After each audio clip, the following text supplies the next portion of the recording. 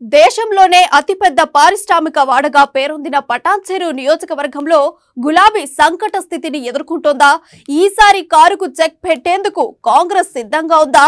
MLA Gudem Mahipal Reddy BRS నుంచి పోటీ చేస్తే హస్తం పార్టీకి వార్ వన్ సైడేనా? పటాన్చెరులో విజయ దుందుబి మోగించేందుకు కాంగ్రెస్ సై ఉంటుందా అంటే అవునని అంటున్నారు రాజకీయ విశ్లేషకులు. Let's have a look.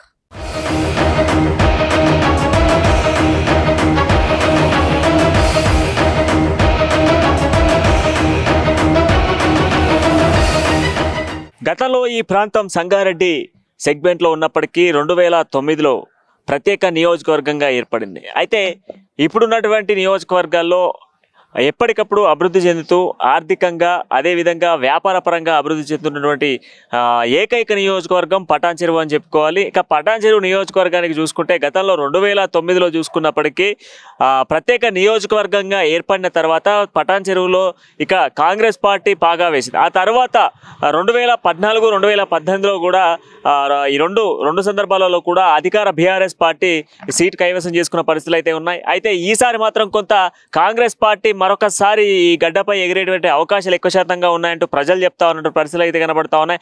ఆ నియోజకవర్గానికి చూసుకుంటే ఈసారి 3 పార్టీలు కూడా అంటే అధికార బీఆర్ఎస్ పార్టీ అదేవిధంగా ప్రతిపక్షంలో ఉన్నటువంటి కాంగ్రెస్ పార్టీతో పాటుగా కేంద్ర అధికార పార్టీ బీజేపీ కూడా కొంత ఈసారి ఖచ్చితంగా కూడా ఇక్కడ పోటీ చేయడంతో పాటుగా త్రిముఖ పోటీలు ఒక్కొక్క పార్టీ ఒకే పార్టీలో ఇద్దరిద్దరు అభ్యర్థులు ముగ్గురు అభ్యర్థులు కూడా పోటీలు పడుతున్న సిచ్యువేషన్స్ కనబడతా ఉన్నాయి. ఒకసారి ఇక ఈ నియోజకవర్గానికి సంబంధించినటువంటి పరిస్థితులు ఏంది, ప్రజలు ఏమనుకుంటా ఉన్నారో ఒకసారి చూసేటువంటి ప్రయత్నం చేద్దాం. పటాన్చెరు నియోజకవర్గం సంగారెడ్డి జిల్లాలోని ప్రముఖ నియోజకవర్గాల్లో ఒకటి. దేశంలోనే అతిపెద్ద పారిశ్రామిక వాడ అయిన పటాన్చెరు ప్రాంతం ఈ సెగ్మెంట్ లోకి వస్తుంది. సెటిలర్లు ఎక్కువగా ఉండే ఈ నియోజకవర్గంలో ఎవరు వారిని ప్రసన్నం చేసుకుంటే వారిదే గెలుపు అనే నానుడి ఉంది. 2009లో ఏర్పడిన ఈ నియోజకవర్గంలో కాంగ్రెస్ నుంచి నందీశ్వర్ గౌడ్ విజయం సాధించారు. టీడీపీ గట్టి పోటీ ఇచ్చినప్పటికీ హస్తం తరఫున గెలిచి సత్తా చాటారాయన. 2014లో ఇక్కడ అనూహ్య పరిణామాలు జరిగాయి. ఎన్నికల ముందు వరకు టీఆర్ఎస్ తో సంబంధం లేకుండా ఉన్న గూడెం మహిపాల్ రెడ్డి హఠాత్తుగా తెరపైకి వచ్చారు. రాత్రికి రాత్రి గులాబీ పార్టీలో చేరి టికెట్ ను సాధించారు. పింక్ హవాలా గూడెం మహిపాల్ రెడ్డిని విజయలక్ష్మి వరించింది. 2018కి వచ్చేసరికి కాంగ్రెస్ కు అనుకూల వాతావరణం ఏర్పడినప్పటికీ మహిపాల్ రెడ్డి మరోసారి విజయ డంకా మోగించారు.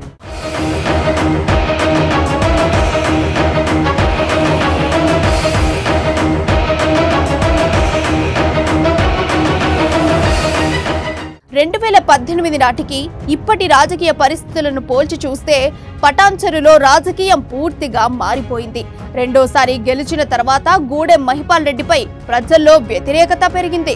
అభివృద్ధి సంక్షేమ కార్యక్రమాలు కేవలం ఐనోళ్లకే ఆయన కట్టబెట్టారన్న విమర్శలున్నాయి. అంతేకాదు పటాన్చెరులో పొల్యూషన్ ను మహిపాల్ రెడ్డి చాలా లైట్ తీసుకున్నారనే వాదన కూడా ఉంది. పరిశ్రమలు కాలుష్యాన్ని వెదజల్లుతున్నా ఆయన మాత్రం డోంట్ కేర్ అంటారని దాని వెనుక ఏదో మొదలబుందన్న ఆరోపణలు కూడా ఉన్నాయి. అంతేకాదు పటాన్చెరు నియోజకవర్గంలో మహిపాల్ రెడ్డి కుటుంబ సభ్యుల జోక్యం పెరిగిందన్న ప్రచారం కూడా జరుగుతోంది. ఎమ్మెల్యే పేరు తరచూ వివాదాల్లో వినిపిస్తోందన్న అభిప్రాయం కూడా ఉంది. ఇవన్నీ ఆయనకు మైనస్సేనని టాక్. మంత్రి హరీష్ రావుకు సన్నిహితుడుగా ముద్రపడిన పటాన్చెరు సెగ్మెంట్ ను అనుకున్న స్థాయిలో మహిపాల్ రెడ్డి అభివృద్ధి చేయలేకపోయారని గులాబీ శ్రేణులే గుసగుసలాడుకుంటున్న పరిస్థితి కనిపిస్తోంది.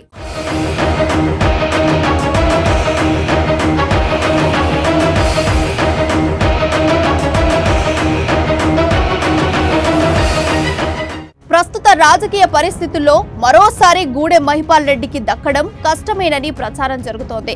యువ నాయకుడు నీలం మధు ముదిరాజ్ మహిపాల్ రెడ్డికి సవాల్ విసురుతున్నారట. అంతేకాదు ఈసారి తనకే టికెట్ వస్తుందని ఆయన ధీమాగా ఉన్నారు. ముదిరాజ్ సామాజిక వర్గం కావడం కూడా నీలం మధుకు సానుకూలాంశం. అయితే మహిపాల్ రెడ్డి మాత్రం టికెట్ తనకేనని బల్లకుద్ది చెబుతున్నారు. నీలం మధుకు టికెట్ ఇస్తే చెప్పలేం, కానీ గూడెం మహిపాల్ రెడ్డికి గులాబీ టికెట్ ఇస్తే మాత్రం బీఆర్ఎస్ ఓడిపోయే అవకాశాలే ఎక్కువగా ఉన్నాయని జనం టాక్. మేము ఇప్పటికైతే ఇప్పుడు ఆయన 2 మాటలు గెలిచిండు గూడెం మహిపాల్ రెడ్డి. ఆయన 2 మాటలకు ఇచ్చిన అవకాశం ఇప్పుడు ఆయనకు ఇవ్వద్దు, నీలమ్మకి ఇవ్వాలని మేము అందరు కోరుస్తున్నాం ఇక్కడ ఊరోళ్ళమంతా. ఆయన కూడా కొన్ని చేసిండు, ఈయన కూడా చేసిండు. అప్పుడు కూడా మేము కూడా ఒక వాడకు నేను కూడా ఒక లీడర్ లెక్క నేను కూడా వార్డ్ నంబర్ అయినా మేము కమిటీలు ఉన్నప్పుడు కూడా పనిచేసినాం. ఇప్పుడు కూడా ప్రతి ఒక్కరిని మేము ఉండొద్దు, నెక్స్ట్లో ఆయన నెక్స్ట్లో ఈయన చేద్దామని చెప్పి కూడా మేము చేస్తున్నాము. అప్పుడు కూడా మంచిగా ఇప్పుడు ఆయన అదే ఈ నీలమ్మకు ఒకసారి అవకాశం వేస్తే మంచి మంచి జర గుడ్డోళ్ళకు గూనెలకు మంచి సాయం చేస్తుండు. ఆయన తెప్పించుకుంటే బాగుంటుందని మేము అందరం కూడా కోరుతా ఉన్నాము. అంత మట్టుకు ఆయన తెప్పిస్తామని చెప్పి మేము కూడా ప్రతి ఒక్కరం అనుకుంటున్నాము.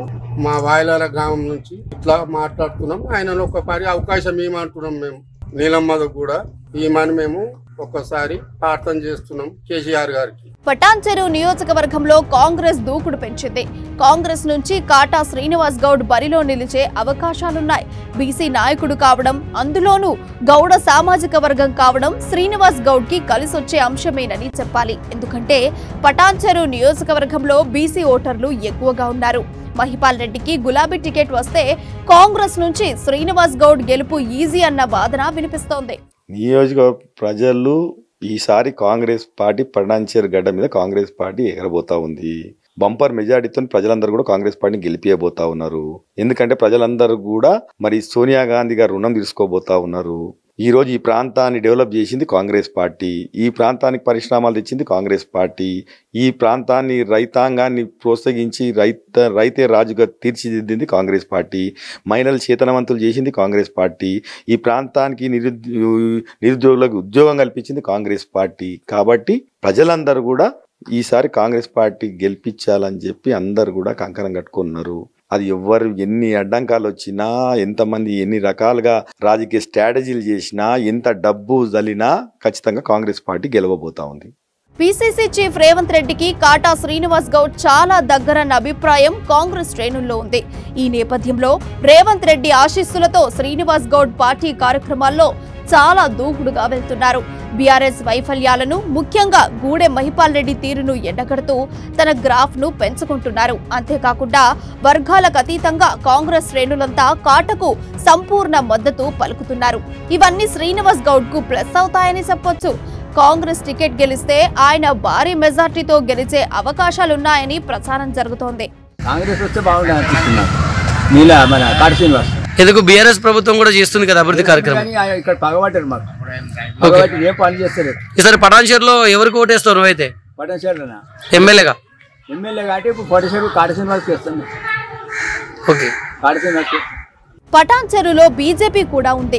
ఇక్కడ మాజీ ఎమ్మెల్యే నందీశ్వర్ గౌడ్ బరిలో నిలిచే అవకాశాలున్నాయి. అయితే ఆయనపై అనేక ఆరోపణలున్నాయి.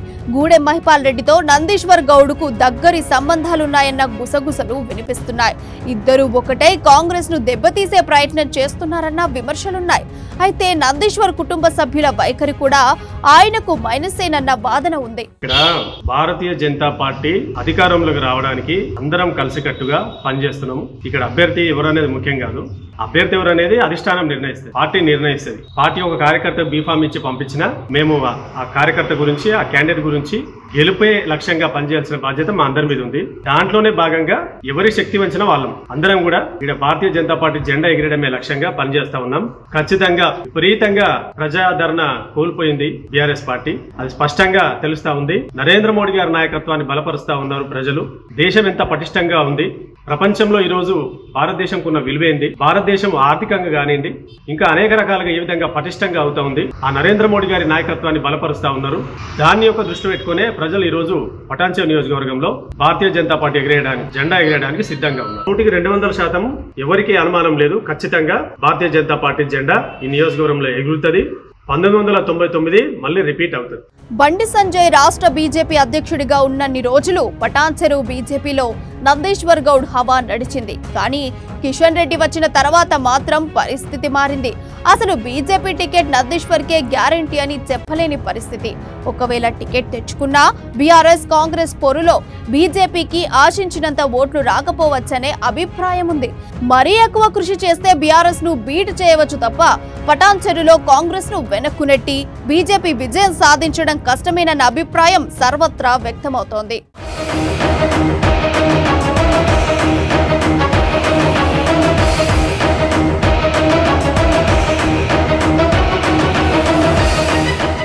మొత్తంగా పటాన్చెరు నియోజకవర్గంలో కాంగ్రెస్ కు అనుకూల పవనాలు స్పష్టంగా కనిపిస్తున్నాయి. గూడెం మహిపాల్ రెడ్డితో విసిగిపోయిన ఓటర్లు, బలహీన వర్గాల నాయకుడు కాంగ్రెస్ నేత కాటా శ్రీనివాస్ గౌడ్ కు సంపూర్ణ మద్దతు పలుకుతున్నారు. ఈ నేపథ్యంలో కాటా గెలుపు తథ్యమనే అభిప్రాయం వ్యక్తమవుతోంది. విశ్లేషకులు కూడా కాటా విజయం లాంఛనమేనని స్పష్టం చేస్తున్నారు. బీఆర్ఎస్, బీజేపీలకు షాక్ ఇచ్చి కాంగ్రెస్ తరఫున విజయ ఢంకా మోగించే నాయకుడు కాటా శ్రీనివాస్ గౌడేనని విశ్లేషిస్తున్నారు. మరి కాటా శ్రీనివాస్ గౌడ్ ఎంత మెజార్టీతో గెలుపు సాధిస్తారన్నది చూడాలి. మరి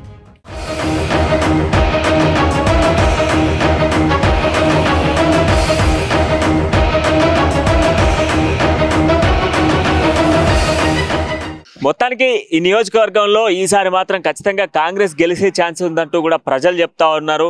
సో గతంలో చూసుకున్నప్పటికీ లాస్ట్ పోయినసారి 2018లో జరిగినటువంటి ఎన్నికల్లో చూసుకుంటే కాటా శ్రీనివాస్ గౌడ్ గత 15 రోజులు కేవలం ఎన్నికలకు 15 రోజుల ముందుగానే బీఫామ్ ఇవ్వడంతో కొంత ఎన్నికల ముందు ప్రచారం చేసుకోలేకపోయాడు. అయితే ఈసారి మాత్రం ఖచ్చితంగా కూడా కొంత ముందుగానే ఆయనకు బీఫామ్ ఇచ్చేటువంటి అవకాశాలు ఉన్నాయి. దాంతో పాటుగా అధికార పార్టీకి సంబంధించినటువంటి అభ్యర్థిని ఈసారి ఖచ్చితంగా ఓడించేటువంటి అవకాశాలు 100కు 100% ఉన్నాయంటూ కూడా కాటా శ్రీనివాస్ చెప్తా ఉన్నాడు. అదే విధంగా మనం చూసుకుంటే బీజేపీ పార్టీ కూడా ఈసారి ఖచ్చితంగా మేము ఇక్కడ పటాన్చెరు నియోజకవర్గంలో ఖచ్చితంగా కూడా గెలుస్తాము అని చెప్పేసి అక్కడ బీజేపీకి సంబంధించిన అభ్యర్థులు చెప్తా ఉన్నారు. మరోవైపు అధికార పార్టీ కూడా ఖచ్చితంగా గడిచినటువంటి ఈ 10 సంవత్సరాలలో మేము చేసినటువంటి అభివృద్ధి ఏ పార్టీ చేయలేదు, ఈసారి ఖచ్చితంగా కూడా పటాన్చెరు నియోజకవర్గంలో హైట్రిక్ కొట్టబోతా ఉన్నానంటూ కూడా మరి మరొకసారి ఎమ్మెల్యే చెప్తున్న సిచ్యువేషన్స్ కనబడుతున్నాయి. సో ఎటకేలకు మాత్రం ప్రజల తీర్పు, ప్రజల నాడి మాత్రం కాంగ్రెస్ వైపు అయితే కనబడతా ఉంది. సో ఓవరాల్ గా అసలు ఎన్నికలకు వేళ ఏం జరగబోతా ఉంది, ఎన్నికల వేళ త్రిముఖ పోటీ ఉండబోతా ఉందా, మరి ప్రజలు కంప్లీట్ గా కూడా కాంగ్రెస్ వైపే మొగ్గు చూపబోతా ఉన్నారు. ఒకసారి ఎన్నికల దాకా అయితే వెయిట్ చేయాల్సిన పరిస్థితులు అయితే కనబడతా ఉన్నాయి.